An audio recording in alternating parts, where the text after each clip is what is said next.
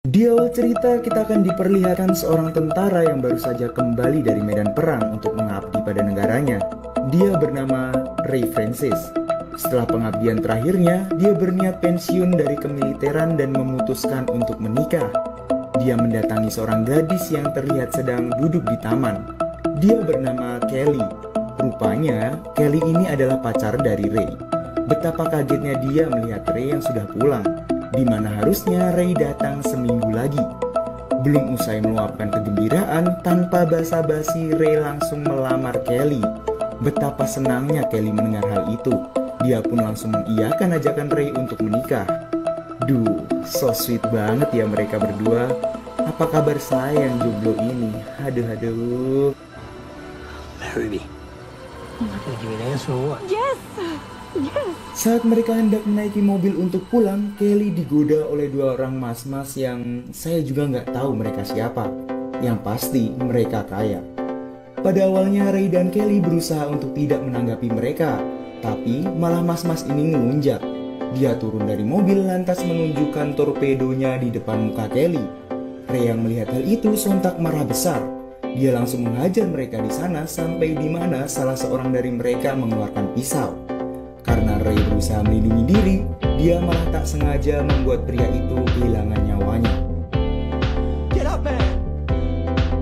Karena hal itu, Ray diadili atas dalih pembunuhan. Dan saat dia berbincang dengan pengacaranya, Ray dihadapi oleh dua pilihan. Mengaku bersalah dengan hukuman yang sebentar, atau tetap mengaku tidak bersalah dengan masa hukuman yang lebih lama. Ya, pada dasarnya Ray tidak bisa lepas dari hukuman apapun pilihannya. Dan Ray akhirnya mengaku bersalah. Scene pun berpindah ke rumah ayah dari pria yang terbunuh oleh Ray tadi, yang nampaknya dia tidak terima atas kematian anaknya. Dan dapat dilihat juga sepertinya bapak tua ini bukan orang sembarangan. Dia menyuruh tangan kanannya untuk mencari tahu identitas dari Ray Francis. Bahkan dia mendapati informasi di mana Ray akan ditahan. Jack Morris. Kali ini kita akan berpindah dan biarkan saya memperkenalkan kepada kalian orang yang berkuasa di penjara ini. Dia bernama Jack Harrison. Saat itu, dia kedatangan tamu yang tidak lain dan tidak bukan adalah ayah dari korban yang dibunuh oleh Ray. Dan diketahui, nama dari bapak ini ialah Harvey Thompson. Terlihat, dia masih merasa sangat terpukul atas meninggalnya sang anak. Dia meminta agar Ray tidak dapat keluar dari penjara itu, sebagai hukuman telah membunuh anaknya. Pak, padahal kan anak bapak yang mulai duluan. Aduh. Kemudian tibalah hari di mana para narapidana memasuki masa tahanan mereka. Terlihat ada salah seorang sipir yang sedang menyambut para tahanan baru. Dia bernama Rico. Di sini mereka diperintahkan untuk membuka baju untuk melakukan pemeriksaan. Namun nampaknya Rico tidak begitu menyukai Ray karena beberapa kali dia membangkang. Baru beberapa hari di sana Ray langsung mendapat sambutan hangat dari penghuni penjara yang lain. Hampir mereka berkelahi, namun seorang ketua geng bernama Mazen dan kelompoknya datang untuk membantu Ray. Hingga seorang opsir penjara datang untuk mengkondisikan situasi di sana. Kemudian Ray ditugaskan untuk mengantar buku ke perpustakaan. Di sana dia bertemu dengan penghuni penjara senior bernama David, dan jika dilihat-lihat sepertinya David ini orang yang baik. Setelah selesai membereskan buku, Ray berniat kembali ke dalam selnya. Namun, dalam perjalanan Ray kembali diintimidasi oleh narapidana lain. Ya, seperti itulah kehidupan penjara di sana. Memangsa atau dimangsa. Pada kenyataannya yang kuatlah yang bertahan. Dan jika kalian bukan orang yang kuat, jangan mencari masalah. Di selnya, Ray yang sedang membaca buku didatangi oleh dua orang sipil, yang salah satunya adalah ketua Rico. Mereka memeriksa sel yang dihuni oleh Ray, hingga Rico menemukan foto dari Kelly, dan foto itu langsung dijilat dengan syahdu oleh si bapak tua ini. Hal itu sontak membuat Ray sangat marah dan dia berniat menghajar sipir tua itu. Namun apa daya, kedua sipir yang lain sudah menahan dirinya. Rico membuat membuat Ray semakin marah dengan merobek foto itu tepat di depan wajah Ray. Karena melawan, kemudian Rico menyuruh Ray untuk membuka baju dan mengintimidasinya bersama sipir yang lain. Dan saat dia ingin bertindak lebih jauh, beruntung salah seorang sipir muda di sana menghentikan perbuatannya. Cerita pun beralih ketika Ray sedang mandi. Dia kembali mendapatkan perlakuan yang kurang mengenakan, di mana ada seorang narapidana tinggi besar yang menyukai junior milik si Ray dan menyuruh Ray jongkok untuk mengasah pedangnya. Dan ya, kalian tahulah apa yang terjadi. Pria aneh itu langsung mendapatkan salam bogem dari Ray. Hari pun berlalu, kembali Ray bertemu dengan David di perpustakaan. Mereka berbincang dan di sini kita tahu kenapa David bisa dipenjara seumur hidup.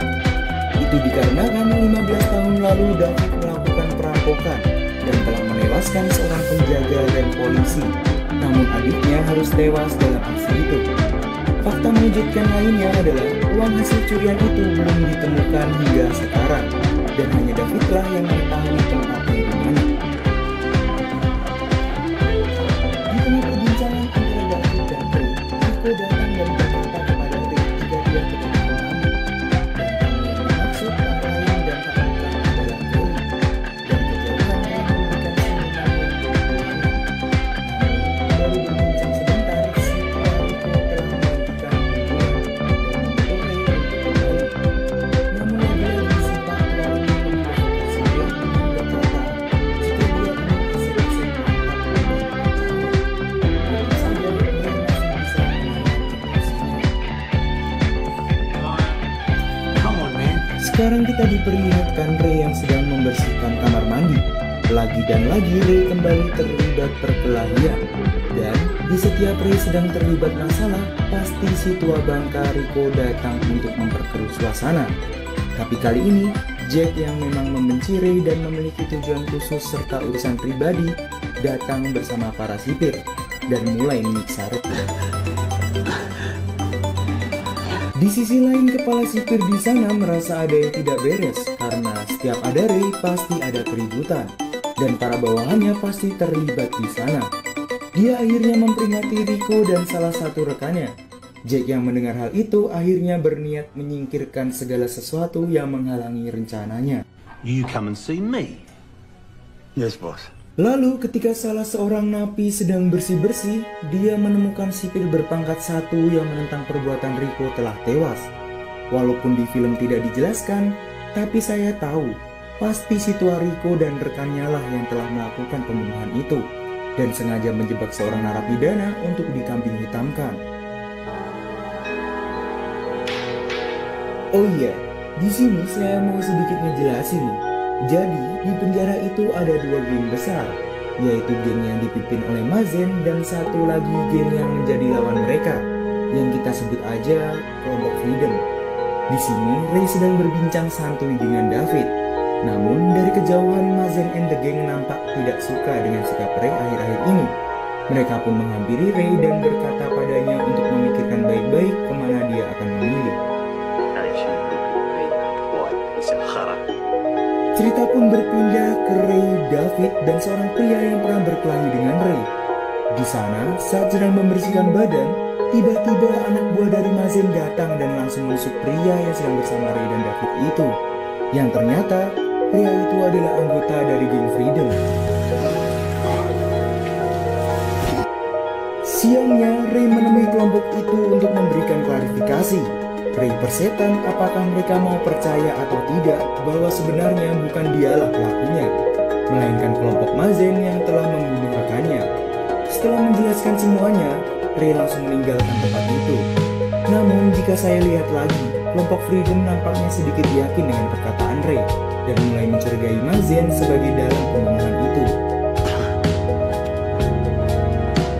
Sampai tibalah waktunya kunjungan kedua untuk Kelly.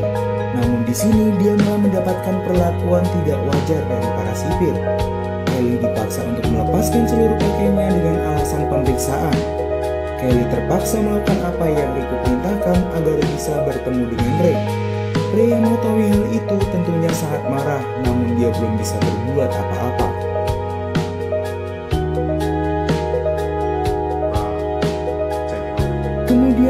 dipanggil ke sel milik Mazen. Di sana, Mazen marah besar karena Ray menolak ajakannya untuk bergabung ke kelompok yang dia pimpin. Karena hal itu, Mazen sekarang bersekongkol dengan si tua Rico. Bahkan Mazen mengancam membunuh orang terdekat Ray seperti David dan pacarnya Kelly.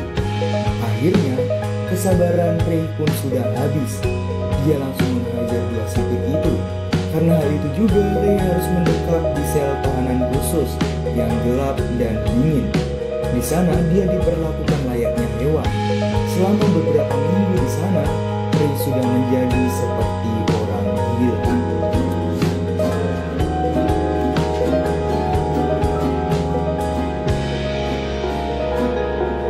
Dan saat Ray sudah pulih, dendam Mazen masih memuncak.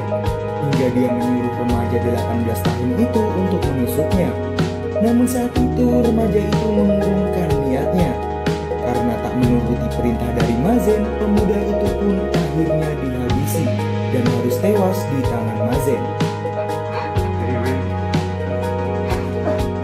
Mengetahui temannya dibunuh, emosi Ray sudah tak terbendung lagi. Dia langsung mendatangi kelompok Mazen di tengah lapangan. Hingga kegaduhan itu mengundang kedua belah kelompok. Ray mengajak Mazen untuk berduel. Ya pastinya tentara elit kita yang satu ini dengan seluruh kemampuannya memenangkan pertarungan.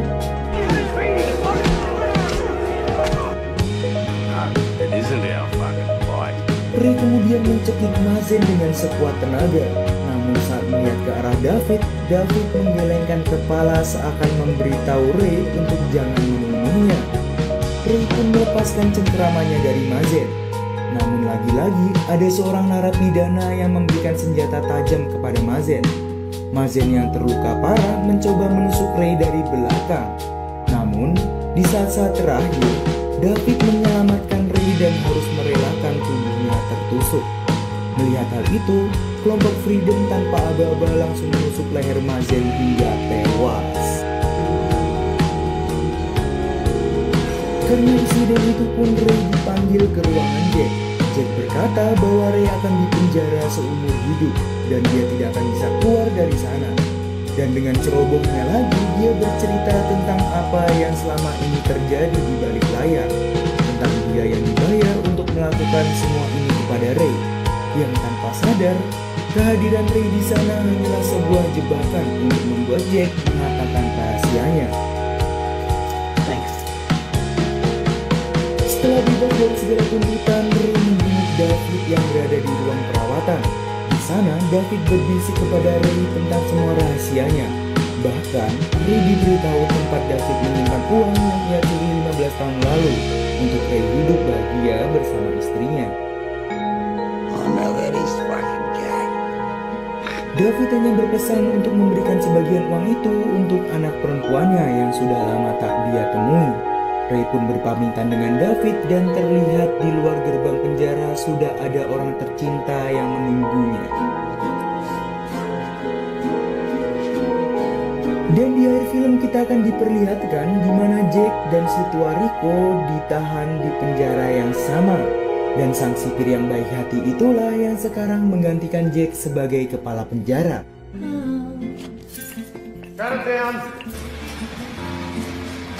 Jadi inti dari film ini mengisahkan tentang seorang tentara elit yang harus menerima hukuman yang seharusnya tidak dia terima. Dan dia pun harus